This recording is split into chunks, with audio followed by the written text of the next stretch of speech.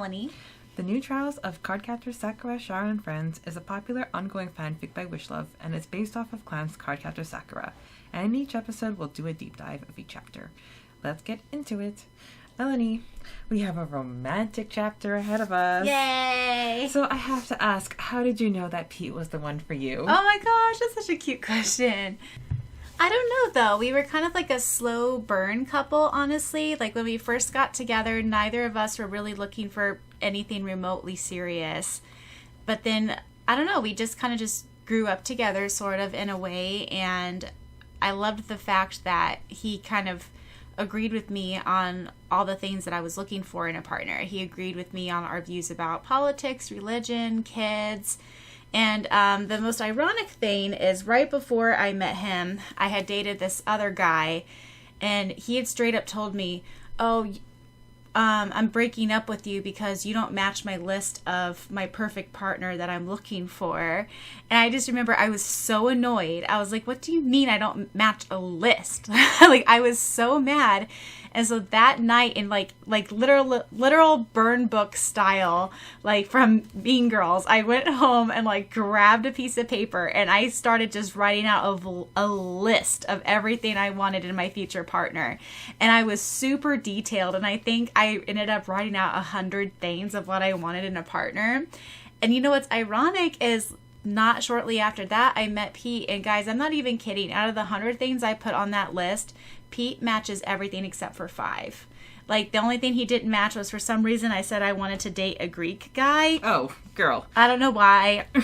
And then I wanted a guy with a Mustang. Again, I don't know why. And then, but like all like the actual stuff that matters, though, he matched. Like, I wanted a guy that liked sports but was also nerdy. I wanted someone that would stay home with me and didn't want to just go out all the time. But I wanted someone to be emotionally supportive, but also be able to kind of stand up to me a little bit, because all the other guys I had dated beforehand very much just let me kind of walk all over them, and I didn't like that. And I liked the fact that Pete did not put up with that. Like, even though like there are times where he definitely lets me get my way, but he doesn't just let me just bulldoze him, which I love. But yeah, so same question to you, Priya. Well, I met Cameron at the end of August of 2021, and we became official at later that week. So just like 5 days after meeting the guy, I wanted to be like exclusive. But I think in the first few months we did really like couple-y relationship-y things. Like he would go on Groupon a lot. He bought up a coupon for Ceramic Cafe, go out to eat. Just do very coupley things. And then a few months into dating, he sold his truck and then he had to buy a car. And instead of going on his own, he brought me with him. And he's like, this is the first time I had a girl with me. Aww. Like to buy a car. So he made his decision on the car that he wanted, but he wouldn't be getting it until the end of the week. So the boy was carless. So that week we coordinated, and I brought him to work.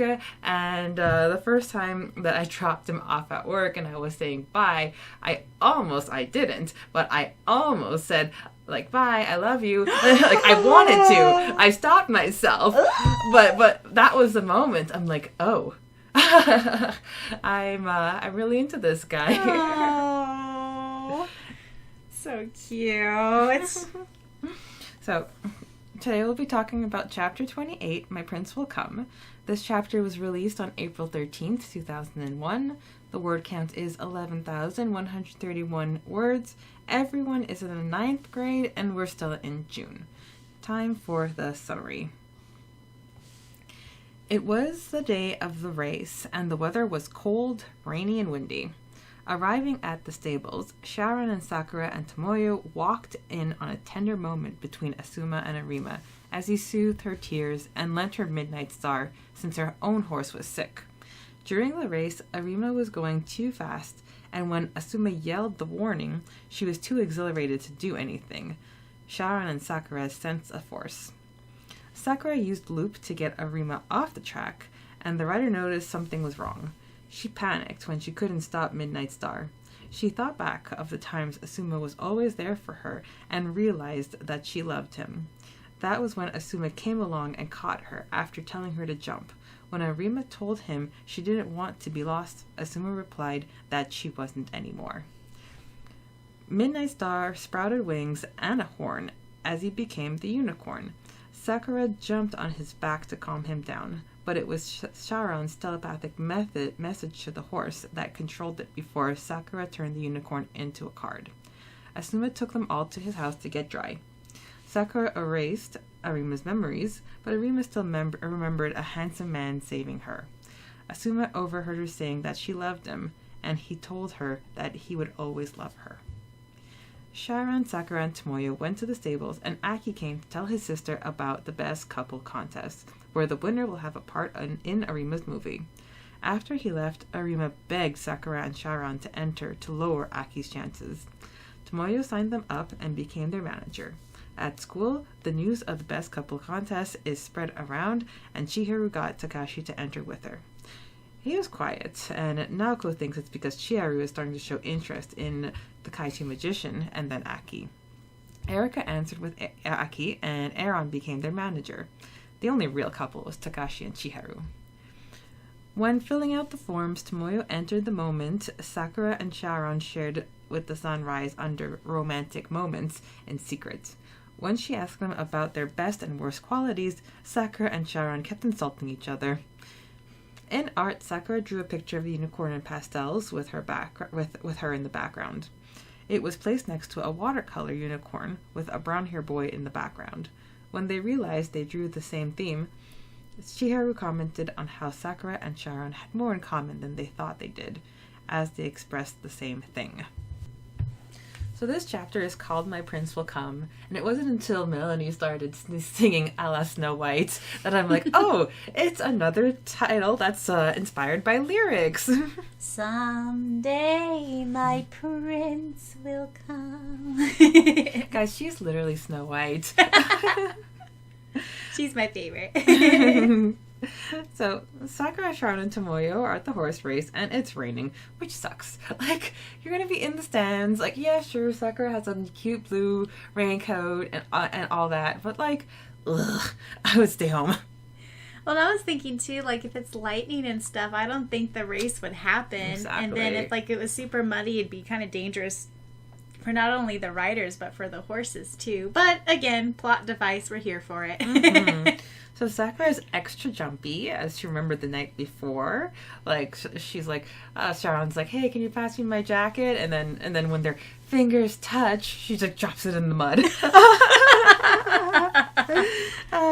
But unfortunately, Syaoran, he acted like nothing's changed.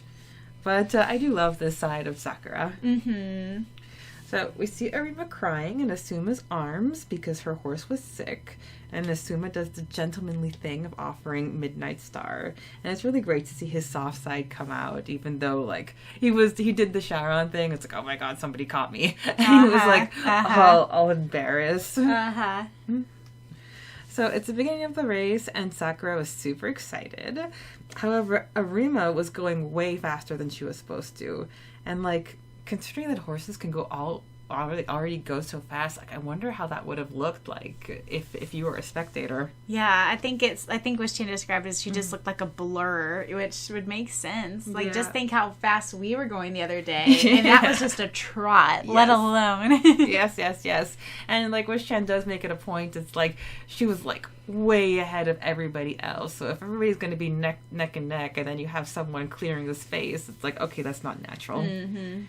So, while Arima is in the loop, she realizes that Asuma was always there for her. And I really love the montage of memories. And I was thinking about it and how it was like a New Trials spin-off fic within the fic. Inception fic. Yes. Yes. And that's when Arima realized that she loved Asuma all along. Of course. So this was when we have the reveal of Asuma's true feelings for Arima, and how he was staying away because he already confessed to her, and she rejected him. So he's like, well, I'm friend zoned, and he did the respectful thing. Then like later on we have Arima. It's like, well, he liked me once, and if he liked me again, he would tell me. Communication, people. Right, and if you confess to someone, and if someone rejects you, you're not going to confess again. No. Nobody would do that, I don't think. Like, even if they're giving you mixed signals, like, to me, anyway, there's no way I would work up the courage to do it again at that point. Yeah, yeah. So Asuma saving Arima is like something straight out of a movie. So romantic. Midnight Star transforms into the unicorn, and the Five Force Scroll tells them more about the force. And I was actually shocked when Sakura was like, I'm going to go on the unicorn. Like, girl, what are you doing? Literally, she just learned to ride the other day, and then she's just jumping off of this wet tree onto a unicorn mid-flight. It's just crazy. So we have this really cool scene of Syaoran sending out his aura with a telepathic message for Midnight Star. It's like new power unlocked for Syaoran. I don't think we've ever seen him do something like this before. The only thing I can think of is, I believe it's revealed later that this card kind of falls more under the moon power type stuff. So I think that's why he has kind of a more special connection with it. And then we later learn that, you know, it's the reed sacred animal and all that. But I believe there's something along that lines that that's why he was able to kind of talk to Midnight Star. Yeah. I could be wrong. I could be misremembering, but I think there's something along that direction. And he does have the added bonus that he's known Midnight Star ever since he was a kid. Yes. So, like, if he was going to have a connection with any animal, it would definitely be Midnight Star. Yes.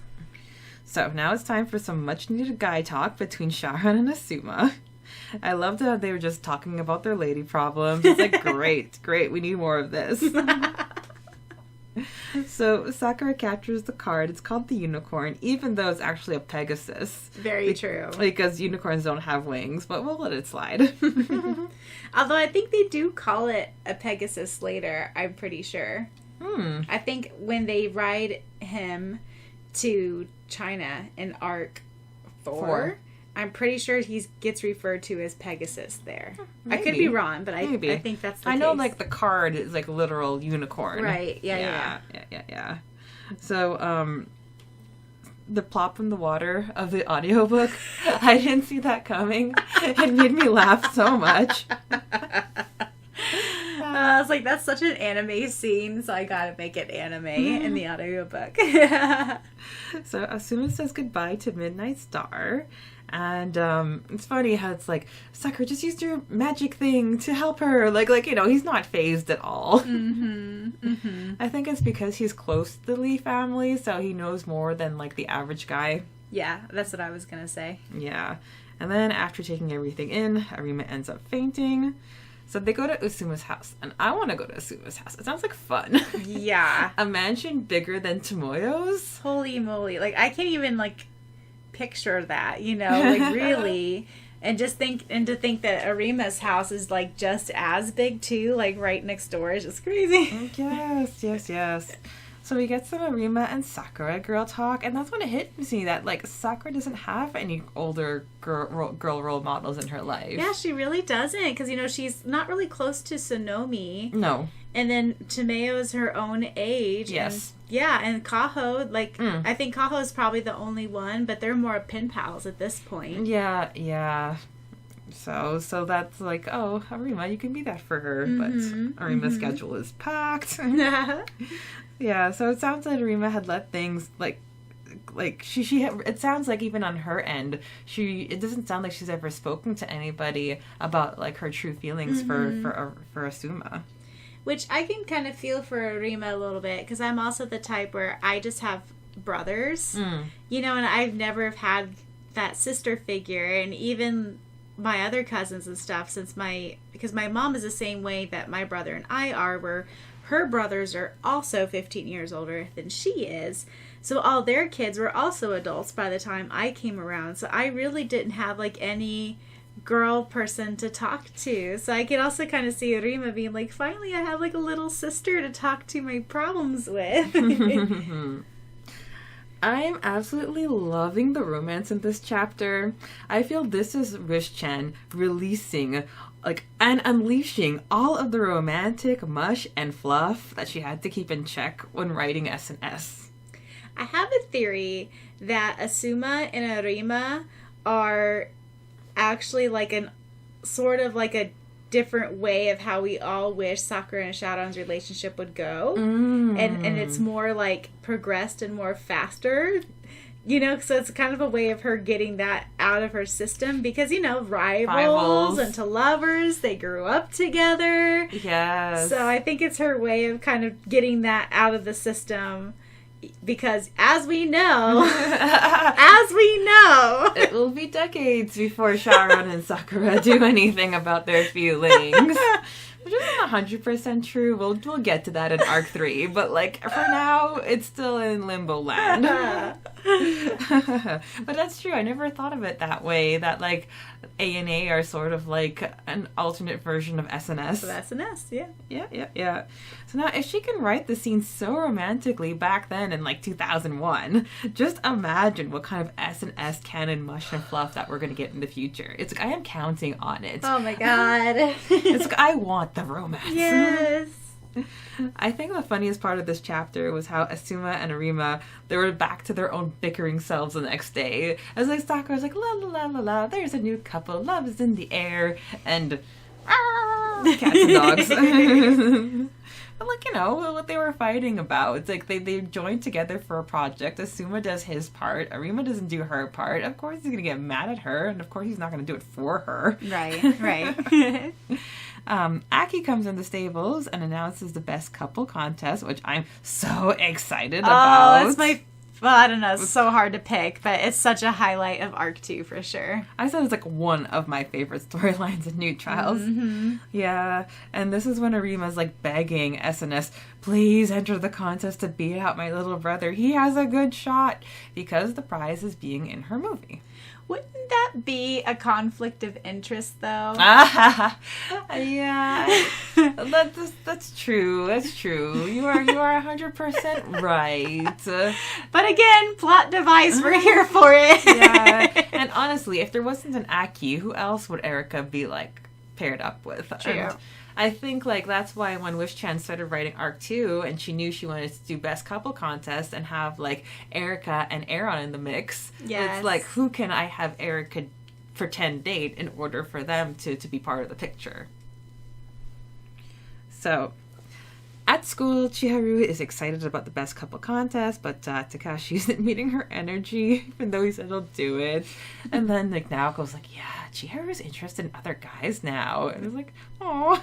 I love that we're getting a slightly jealous Takashi. Like, it just shows that he's not all just like jokes and pranks, you know. He actually really does care for Chiharu, you know. He does, and this is going to be their arc. Yay! My favorite line of the chapter, Syaoran to Aki. She's already entering with me. Cue the gossip. Tomoyo's on board as their manager, and she's like the best person to do this. Oh, so funny. Oh my God. Like, this scene where she's asking them questions and then they start bickering is literally so funny. It was so much fun to record for the audiobook. It's like she already did the legwork of like getting the forms, filling out as much as she could, and then they're still complaining. It's like, oh, there's so much work to do. It's like, Tomoyo's going to do most of the work. Mm-hmm. Just smile and be pretty. Mm-hmm. I noticed in this chapter we got our first Aki POV scene where he's having trouble finding a partner. Oh! Yes. So it's really fun to see him fleshed out just a little bit more. Yeah. And then that's when Erika comes skipping in the picture, and Aaron gets roped into being their manager. I like how we quickly see that Aki and Aaron are pretty much made for each other, especially that they were just embellishing their own love story. You mean Aki and Erika? Sorry. Aki and Erika was, what did I say? Aaron. Oops. Well, we're progressive 2023. Yes, Aki and Erika were pretty much, they're made for each other because they're like, and then this happened, and then this happened, and then this happened. And then Aaron's like, please, guys, cool it. It's like you're gonna be outing yourself as a fake.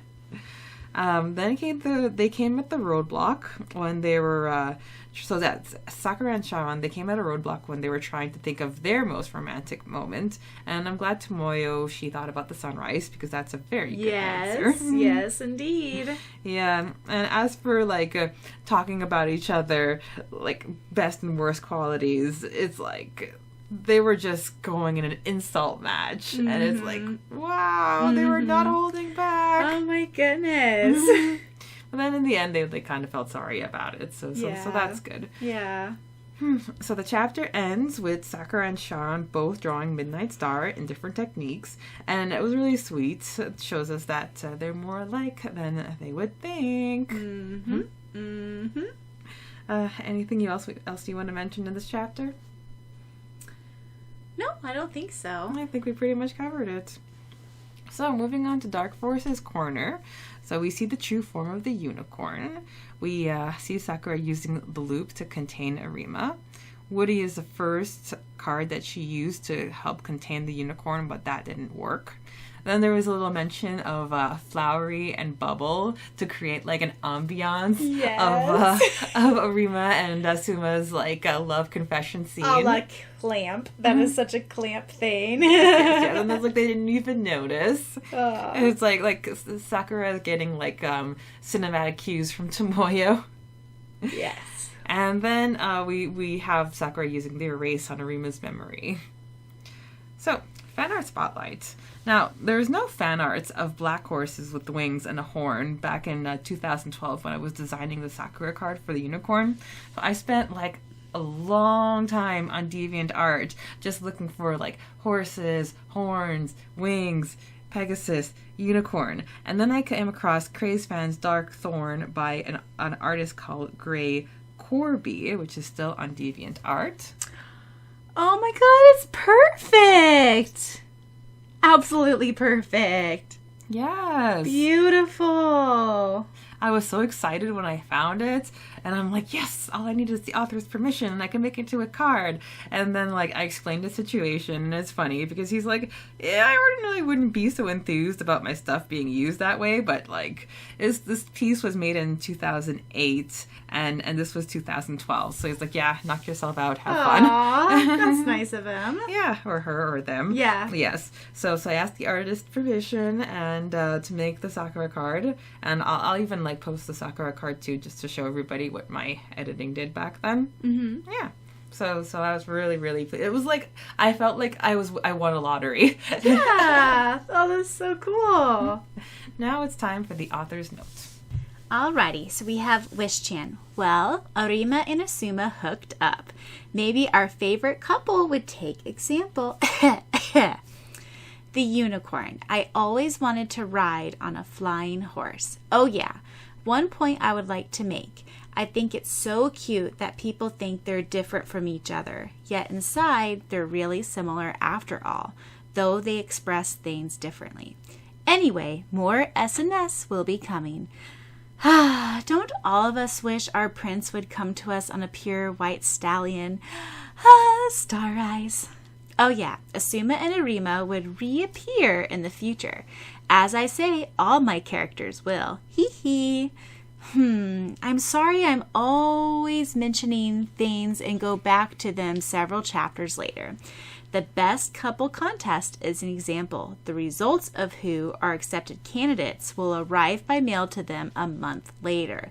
So other things will happen in between.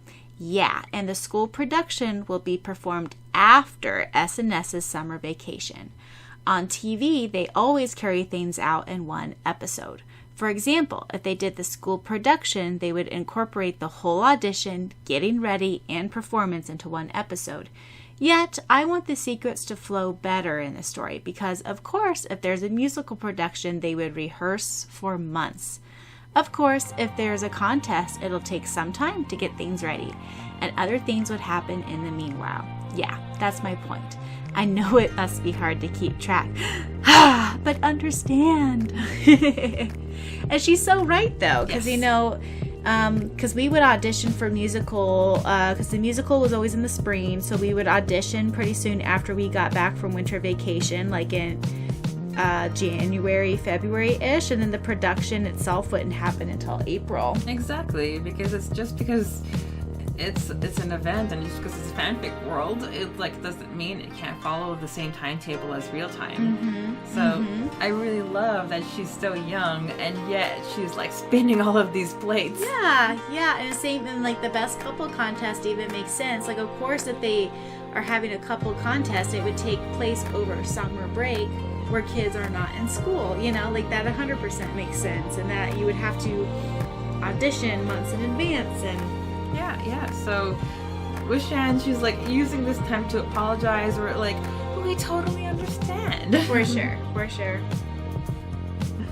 You have been listening to New Trials, the podcast, where it must rain for there to be a rainbow. You've been listening to New Trials, the podcast. Please be sure to check out the audiobook version of this fan fiction that you can find anywhere you can find this podcast.